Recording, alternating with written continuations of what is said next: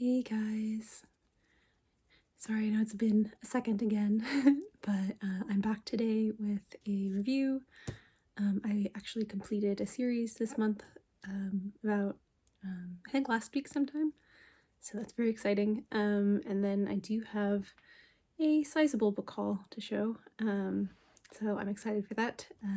Without further ado, I will just get into it.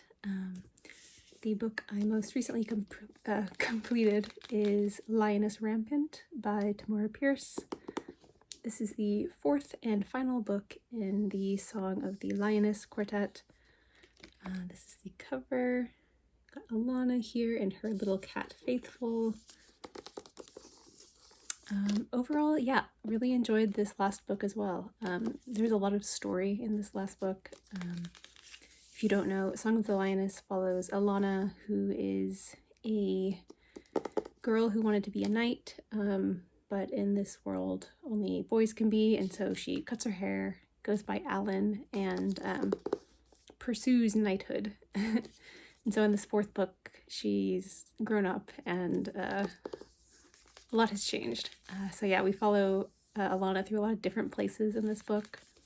Her relationships deepen and she meets like a pretty large crew of people, but my favorites are John, who is the prince, and George, who is the thief lord of the city. Not to mention Faithful, her cat. I love Faithful. But yeah, you just see her go on more adventures in this one, and it was really fun. This series was first published in the 80s. I think I mentioned that in my last video, but I just think it reads like something that you don't usually see today. Like the writing is just unique and the voice is so strong in it. I have the other books here too, just to show you. These are the Illumicrate editions that they came out with, and they're so pretty. They have like in paper art. It's just such a good, solid young adult fantasy series, and they're pretty short. They're all like 200-ish pages. I think the last one is almost 300. So if you're looking for like just like a quick but really good fantasy series to get through, I think this is a really good one. I will say, I have read, as I've mentioned before, I've read another series by Tamora Pierce called The Immortals Quartet, and that one is still my favorite. But I really loved getting to know these characters because they show up in The Immortals Quartet, and now I'm like, I know you.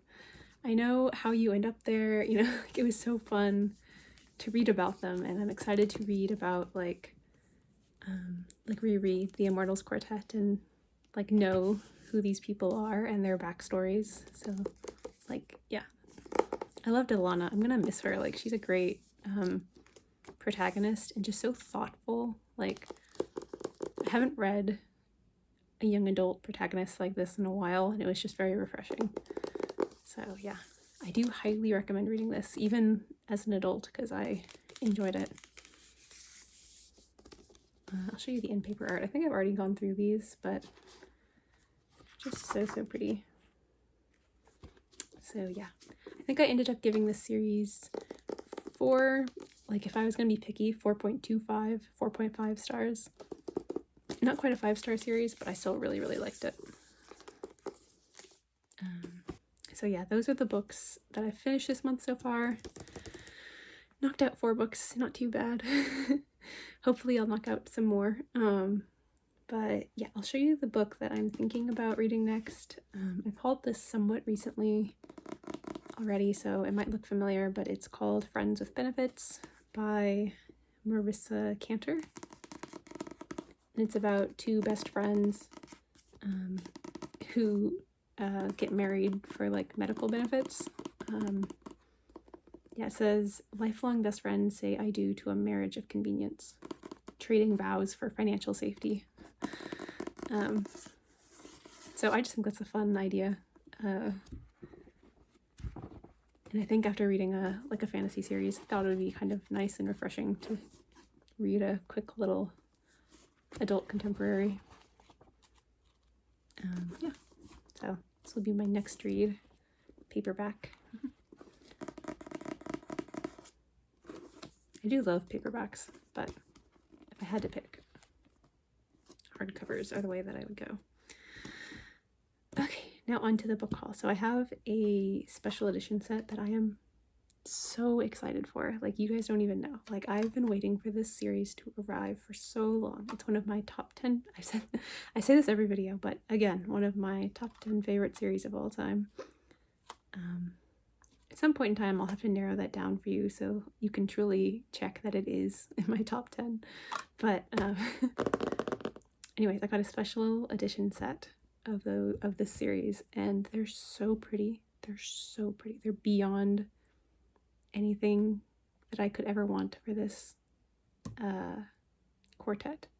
Wink, wink. And so I'll show you those at the end, because I'm just so excited for them, and I figured I'd save best for last. But these other books are really exciting too. So the first one I'll show you I just got today. It is the OwlCrate edition of The Incandescent by Emily Tesh.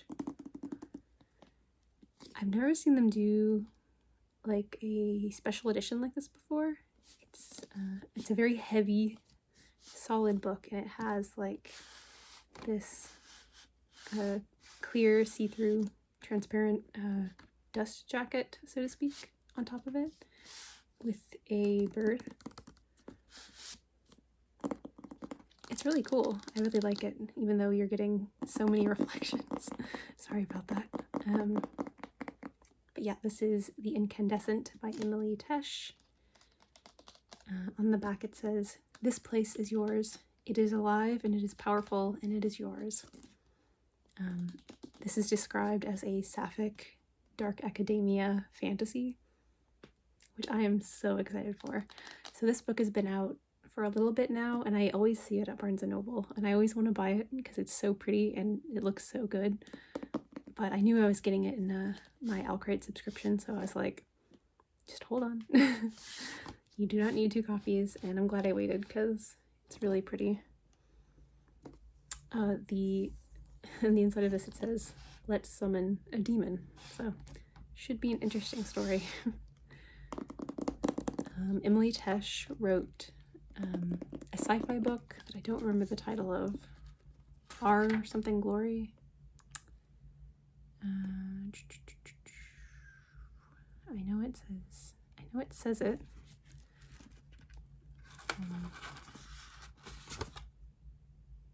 Some Desperate Glory, which is she wrote Some Desperate Glory, which is a sci-fi novel that I think was in a past subscription box for some company.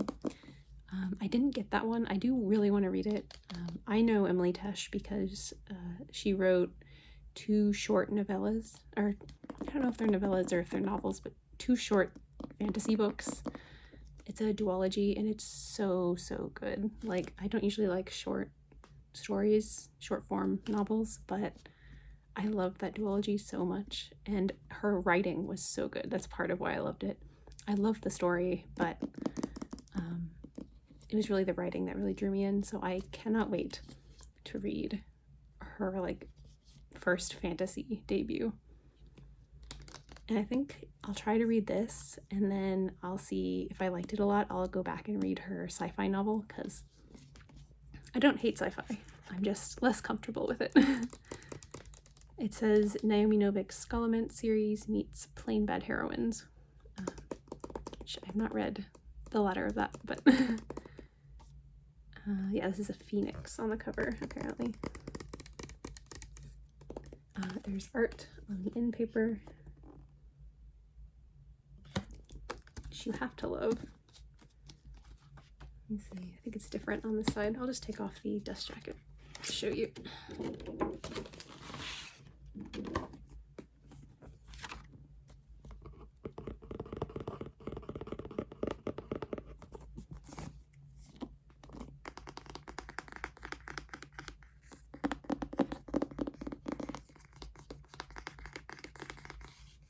It's a very heavy book. It just feels very compact and dense.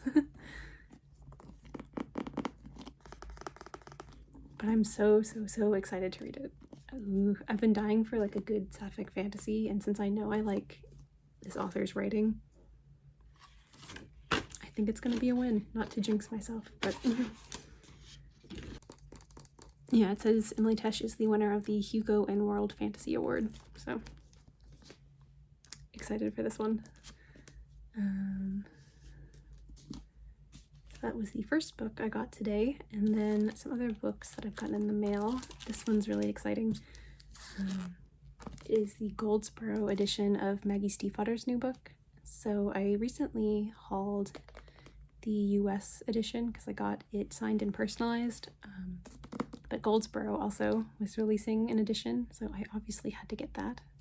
Maggie Stiefvater is one of my favorite authors of all time.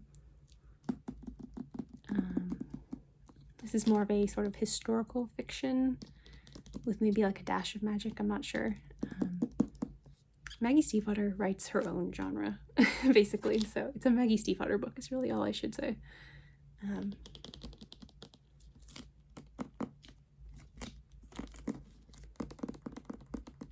me see who the blurbs are from. Yeah, these aren't authors I know as well because I think they're more in like the adult literary sphere, which I'm somewhat less familiar with, so I don't know these authors, but Chris Whittaker sounds really familiar. Maggie Stiefvater is more like an artist than an author. So true. Let's take off the cover.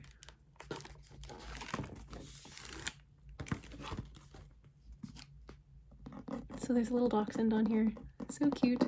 I've never really been a big dachshund person. I feel like dachshund people are their own subgenre of people. And I am not one of those people, but I don't hate them. And the back is a seashell. Yeah, so I think this book follows a hotel in the 40s in like Virginia area. And they have to house, I think, like Nazi officials or something in their hotel. And it's about the woman who runs that hotel. I think that's it. Per usual, I try to avoid too many spoilers. Guessing that is the hotel. Really pretty. It did come with a little like personalized letter from the author for anyone who bought the book from an independent bookstore, so it's pretty cool. I'm just really excited to see Maggie Stiefvater in this space, like the adult literary space, because she's so talented. And as much as I would love to gatekeep her in the like fantasy, young adult fantasy, or even like adult fantasy sphere, I feel like she deserves to be known by everyone because she's that good. I will say this pre-order came with a little art print. It's very cute. Little dachshunds. And I'm pretty sure she did this herself because she is actually an artist as well. I think she was an artist before she was an author even, so very cute. And this looks like her style. Little dachshunds, so cute. So yeah, that was a fun surprise to get in the mail. That is not the only book left in this haul though. The next book I received is also heavy. It's the Litjoy edition of The Stolen Heir by Holly Black. This is is it the first or the second book in the duology? Honestly, I always forget. I think it's the, I want to say the second.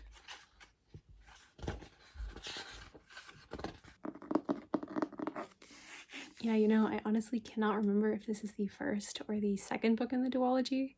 I'm completely blanking, so either I'll put it right here or maybe one of you can correct me in the comments, but it's definitely one of the books in the duology follow-up to the Folk of the Air series. We have a fox here, and the Litjoy editions are just so pretty. They have gold foiling on the pages, a really pretty art on the end pages. obviously. So this is Oak from the original trilogy. This is the new, I think, female protagonist whose name starts with an S. I don't know it because I haven't read it. I think it's like Soirin or something like that.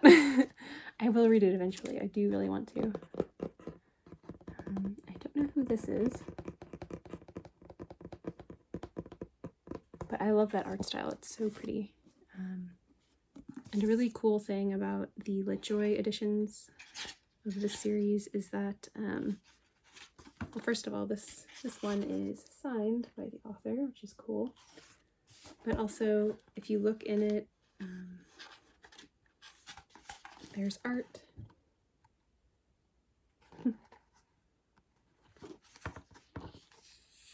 But also, at least this book, yeah, the author has annotated. So if you like flip throughout it, you'll see annotations from Holly Black, which is always fun. That makes me want to say that this is the first book, because if I recall correctly, in the original trilogy, she annotated like the first book, but I don't think the other two. Something like that. But yeah.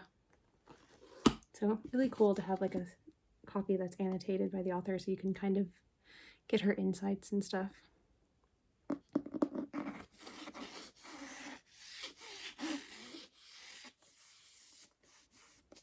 So yeah, this is really exciting to get. And then, oh, I'll show you this too. It came with some art cards as well.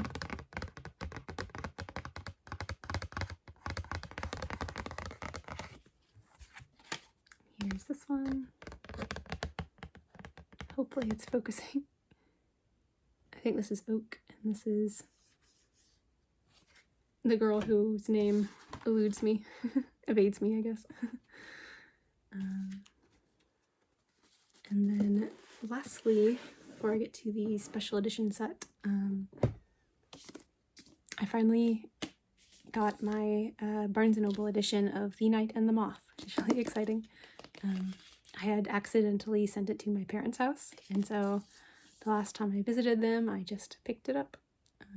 The Night and the Moth by Rachel Gillig. Again, this is the author of the Shepherd King duology. It has these really pretty sprayed edges. I'm very excited to read this one. I have a feeling I'm going to like it a lot. We have Dusty. We have blurbs from Ava Reed, Emily Wenzel, Allison Saft, Alex E. Harrow, Hannah Witten. Yeah, so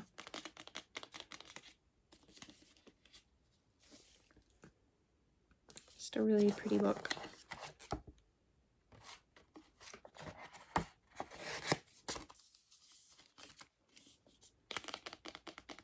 I believe this is also going to be a duology, so I think this is the first book to a series. I don't think it's a standalone, but we'll see.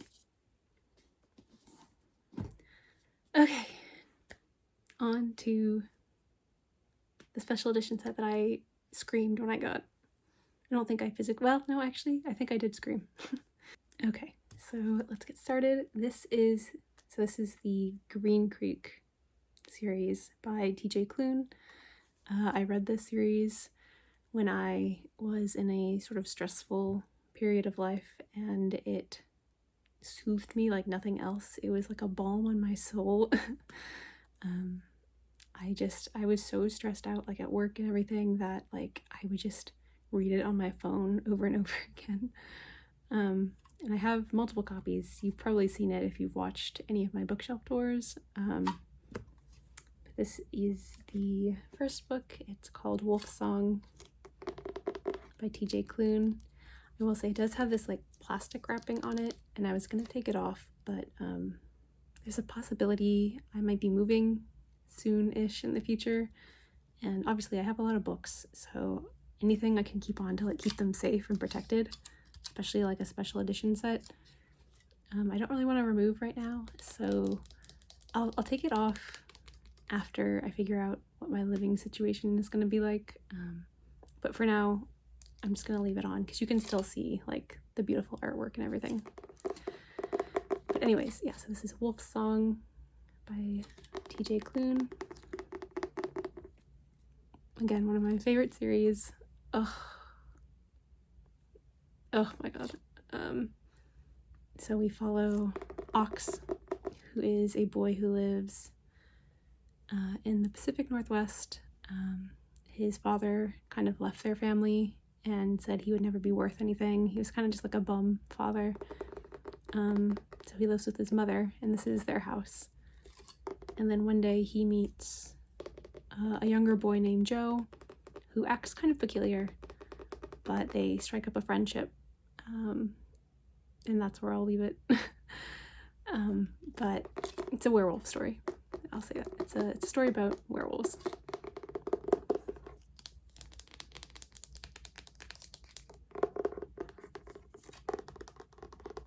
And this art on the cover is so, so pretty. Like, this is actually exactly how I imagined his house.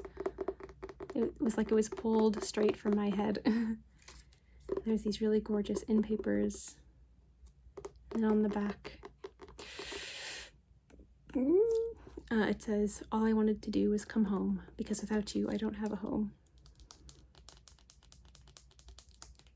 This story definitely deals a lot with like finding your home and like found family.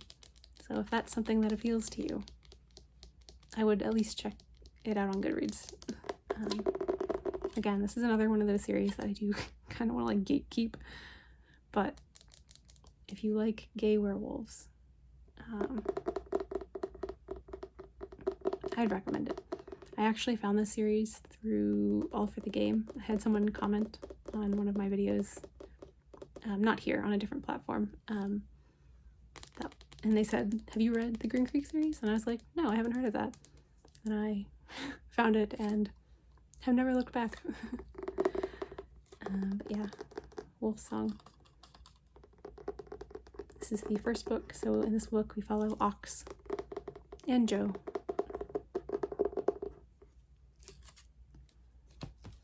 And in the second book, so there's 4 books, 4 full-length novels, and they each follow sort of a different couple or character.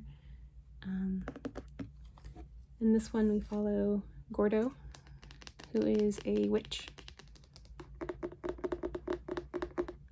This is Gordo's Auto Shop, which is, again, exactly how I pictured it. He owns like a car garage and like fixes vehicles.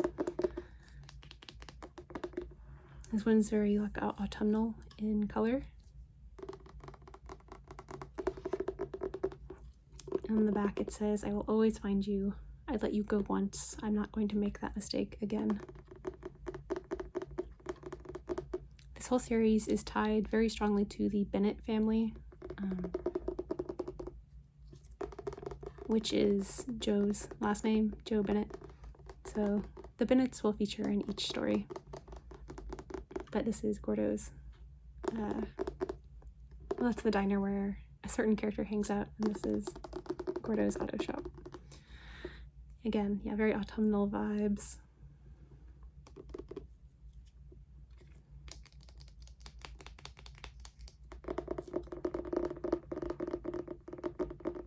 Sorry, every time I think about this series, I just get very nostalgic.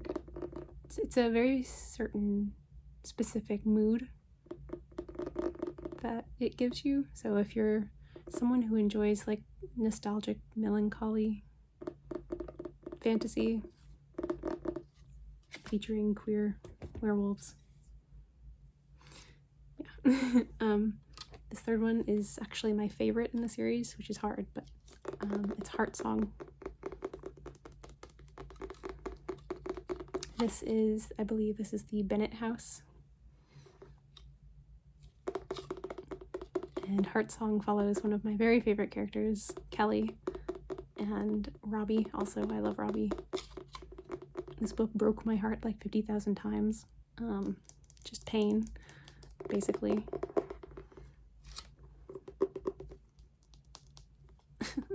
Don't talk to me.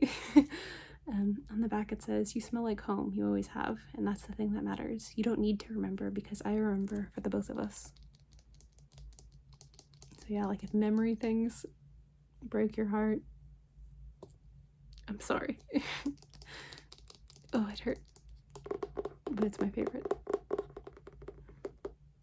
There's also asexual representation in this relationship, which I specifically appreciate.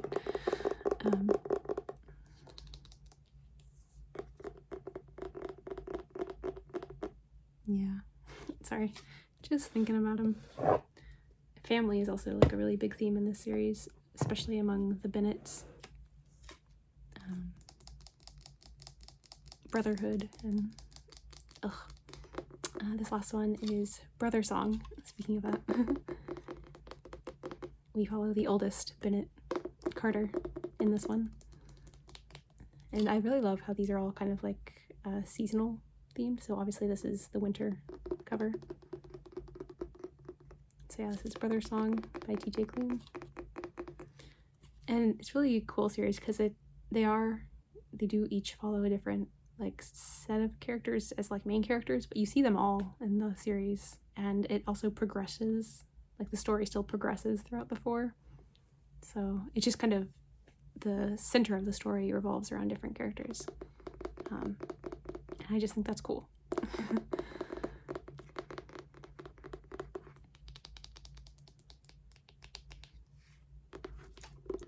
The back says, "I've got my claws in you now. Where you go, I go. And if that means following you into the dark, then so be it." Look at them. I know if you haven't read it, you don't know who they are, but my heart. Here are the edges for this one. So I'll show you what they look like together.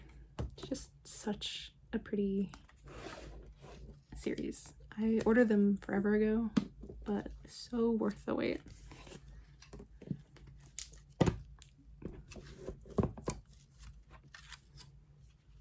So here are the sprayed edges. And then here are the spines. So pretty. The company that did this is Eternal Embers, I think. And the cool thing is they don't have dust jackets, they're just like plain hardcovers.